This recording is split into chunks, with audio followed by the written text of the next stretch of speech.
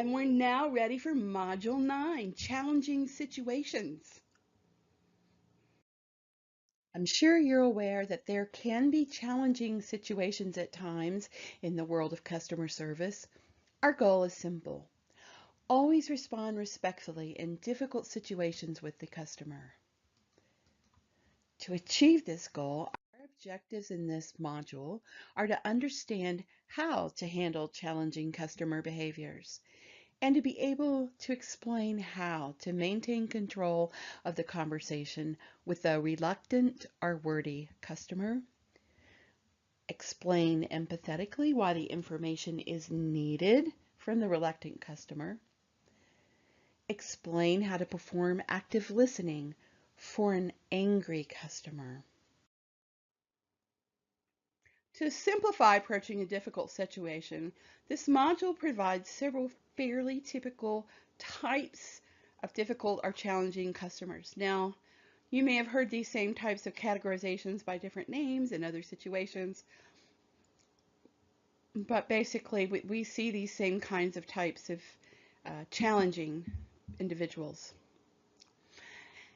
And I must say that as much as individuals vary, these challenges will present themselves in various ways.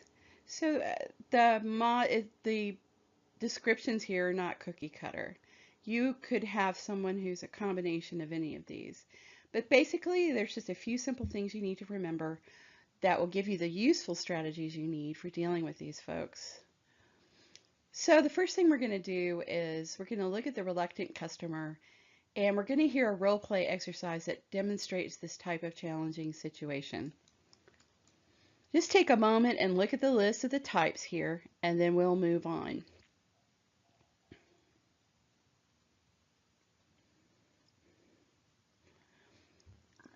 Each of these types is sort of represented here in the pictures.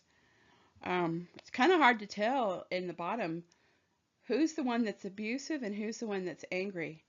But I think the one that's angry is the one in the far lower right, because he's obviously mad at his computer. The one to his left who's screaming into his phone, I think that's the abusive one.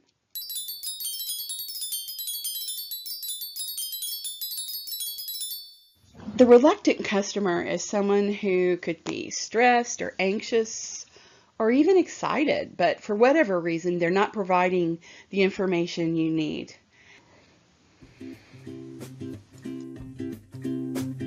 Here's our strategy. First of all, a very effective way to take control of the conversation is to use the customer's name. It gets their attention. Every time you say their name, they are targeted on you. This really works. Then if you reiterate that you need to ask some questions to get the necessary information to help them, once you've got their attention and you tell them that immediately, usually you're going to find most people will cooperate because they really want your help. Then you can rein it in further by asking close-ended questions to gather specific information.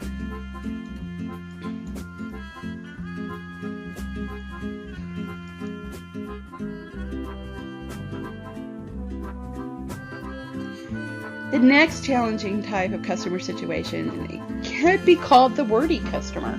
This is similar to the reluctant customer in that it can be difficult to get information that you need to fix their problem. But this is a person who's potentially talking too fast, maybe all over the place except on the problem, and you find it difficult to get the information you need to troubleshoot. And it could be fun, likable person, but you're not getting the information you need. So we have a strategy for you, and it's very similar to the reluctant customer.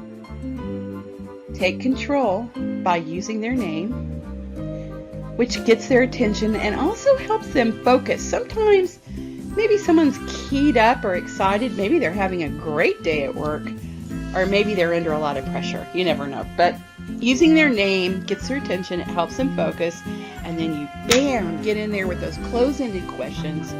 You're limiting the conversation. They're staying with you as you ask and ask. And Either you're going to be using questions that you're already familiar with asking because of your training for a particular system, or you're working with a knowledge article that has a list of the questions right in front of you.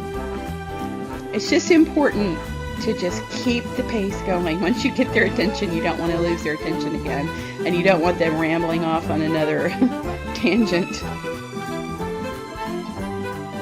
Again, the support call demo is going to take place in Canvas, but it's something for you to listen to and observe and see if you can identify the way the customer name is used to get the attention and the close-ended questions.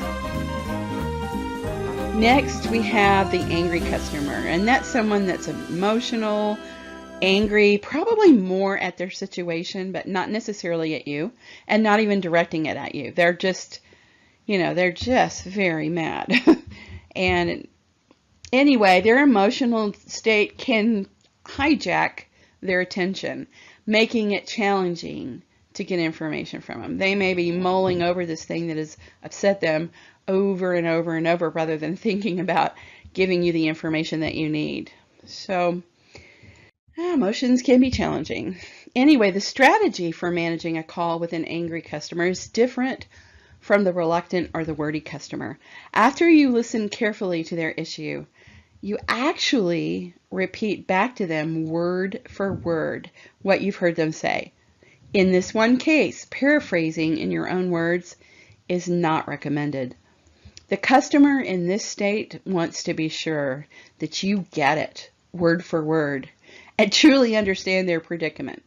So we always recommend apologizing to them for the issue out of empathy and letting them know we're sorry they had that bad experience. And this is the heart of the service we provide, along with our technical solutions. Next, you want to correct the problem or take ownership of the issue and track it through the system if it's being assigned to other teams, just to ensure that it's being addressed.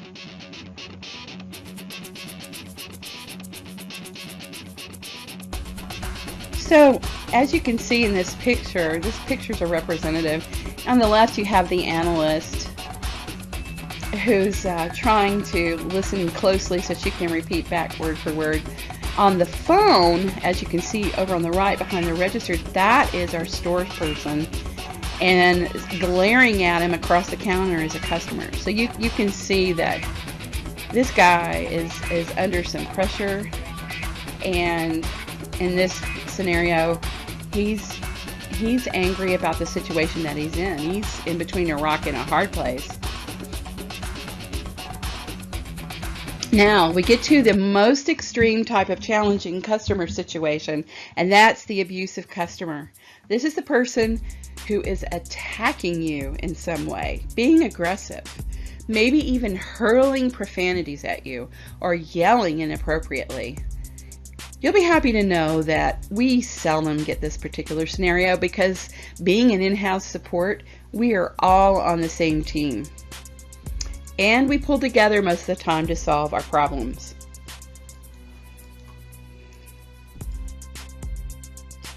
The strategy for managing an abusive situation requires your patience and energy to maintain your professional attitude in the face of attack. Try to be polite but firm and inform this customer that either you will need to get off the phone or get your supervisor on the phone. If they persist in being hostile or abusive, in all cases, be sure to inform your supervisor, even if you manage to get the call on the right track and resolve it. That's a very important way that you can take care of yourself, because in spite of your perception that things, let's say, were resolved amicably, that person may still turn around and submit some type of complaint. And you want to make sure that you are covered by letting your supervisor know. Anyway, after a call like this, it's important to take care of yourself because it's stressful.